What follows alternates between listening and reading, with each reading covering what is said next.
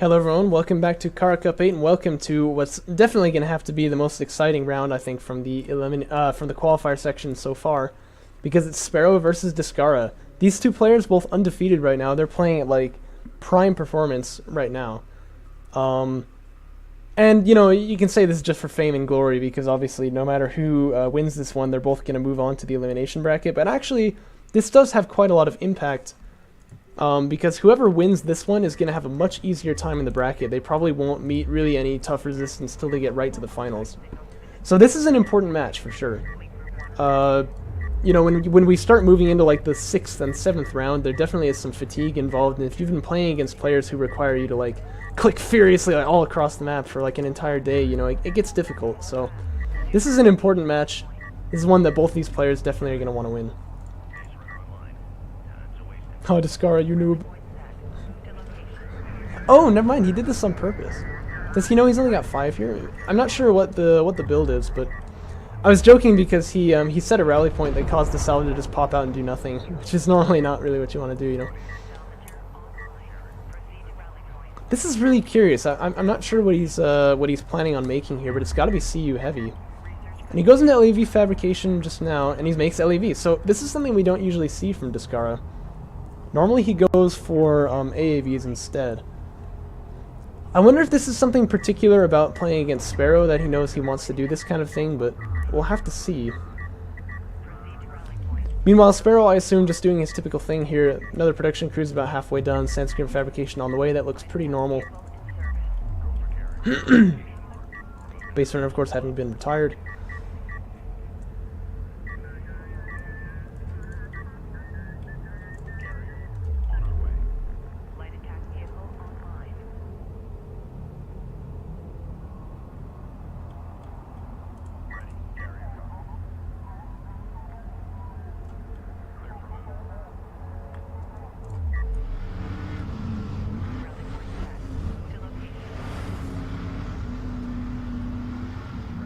So there's the 2 production cruisers. I'm interested to see what Sparrow chooses as his tech choice here. But first it's going to be 2 skimmers.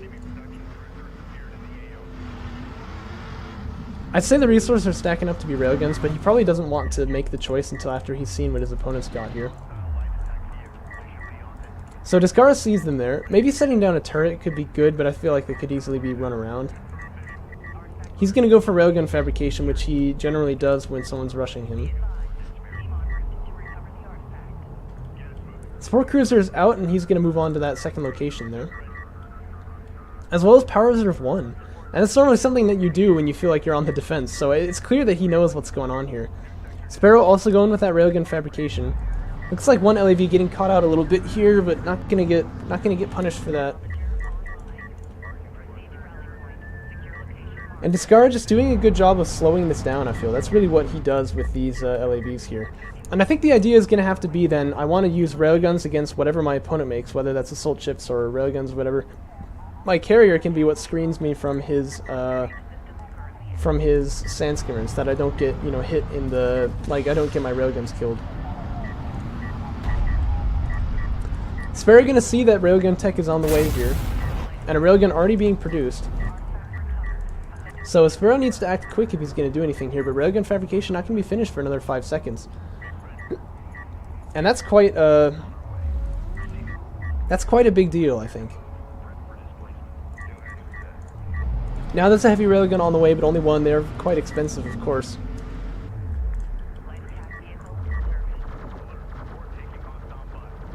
Looks like this base runner definitely gonna get slapped down, but if anything, that's actually probably good for Discara. It slows his opponent down so much, you know what I mean? And look where he's...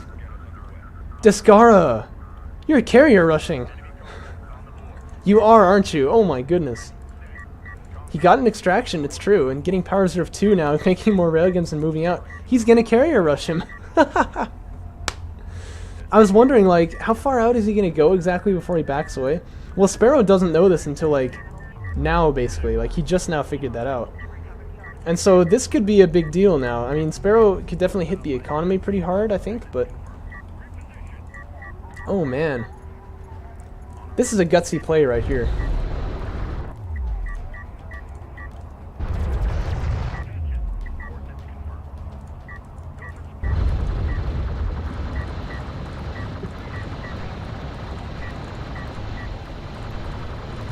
Discara going to kind of offer up this base runner in exchange for a lot of these sand skimmers, and I think that's going to allow him to ignore any threats back in his home. He's going to lose a railgun right here, which is pretty good, but I think he'll take one with him. It's close, actually. Yeah, okay, he is going to. And Discara definitely needs to be making railguns at this particular moment as well. But he's split off those production cruisers from the things that they really need to be protecting here. These railguns also targeting the wrong unit. They need to be going for that railgun up there, but they're not. And one of them going to get picked off there now. There was a potential for a miss there, but I think it was pretty likely that that was going to get killed. And yeah, I think Discara's done it. What a funny way to deal with the double production cruiser rush. Just delay them as long as you can with LAVs and then go for a carrier rush. I don't know if you remember that video on my channel, but I was practicing this particular build in A-Game's patch against Discara for like an entire hour and a half or whatever straight. With the idea being we want to see, is there a way that the Galzian player can actually deal with it? I never tried this in particular, but I did try at one point just like a sand skimmer rush, and it worked pretty well against it, but this is not something I don't think Sparrow would have been expecting. I don't think he's seen this kind of thing before. And I mean, it does look pretty funny, look how far out this carrier is. But what is Sparrow going to do about this? I don't think there's really anything he can. The railgun majority is already in Discara's side, and now he's even got the Strikecraft, they're equal at any rate. And he'll be getting the majority of Strikecraft pretty quickly. And Sparrow's carrier just has nothing to do to defend itself. He's going to move in with these heavies, and he's going to get that first shot advantage. They do 225. They do 2, don't they? Yeah.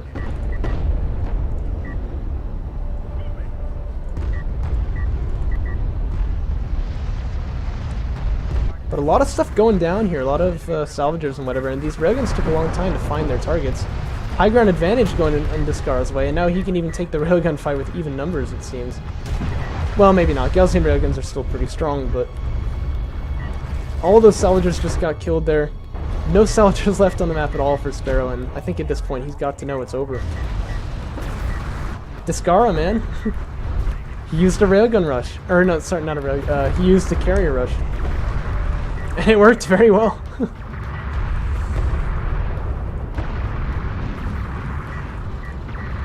These Coalition players, dang it, they have too many tools.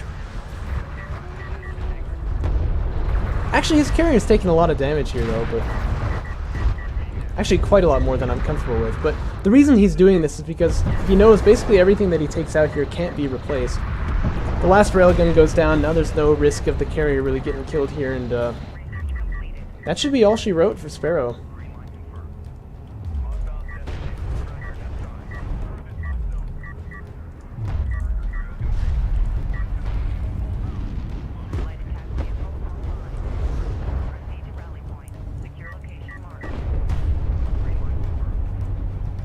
Actually, one of the things that we did in A-Game's balance patch to deal with this kind of stuff is that we reduced the carrier speed by 3. Which doesn't seem like much, it's a pretty small difference, but it means that they can't chase railguns like this. So this particular situation, Discara would have had to back away, and then basically his whole eco probably would have gotten killed there. And I think that's a really nice change. It kind of stops this sort of stuff from happening, but... Oh my gosh, I didn't even realize that there were all these LAVs. They just materialized out of somewhere. Yeah, there you go. Sparrow, he knows when it's over, he's going to choose to surrender. Nicely done, Discara. Nicely done. That's not what I would have thought would counter this, but it worked quite well actually. So I should really look into how this build is done because it's a pretty fun one. But there you go. And actually, I think the Boneyard was the map that we were testing this build on, wasn't it? Well, that's the qualifier section done, and Discara definitely gonna have the easier bracket. He is undefeated so far, and that means he's gonna go through. Who's he gonna go through? Well, I know that he's not going to play... Let's see. I can just tell you because I've played the tournament, where people ended up in the bracket. But Hottest Man, myself, and Sparrow, we're all on one side of the bracket, and Discara's on the other one. So at maximum, he's only going to play with one of those players. And those are the three that he really would want to watch out for, right? So that's why I'd say that things are going nicely for him. I think his first match will be against Catharsis, certainly not an easy one, but after that he should have a really easy semifinals, and then he'll move on to the finals with whoever is on that other side. I'm very impressed. I'll catch you probably starting tomorrow for coverage of the elimination bracket, but until then, see you next time.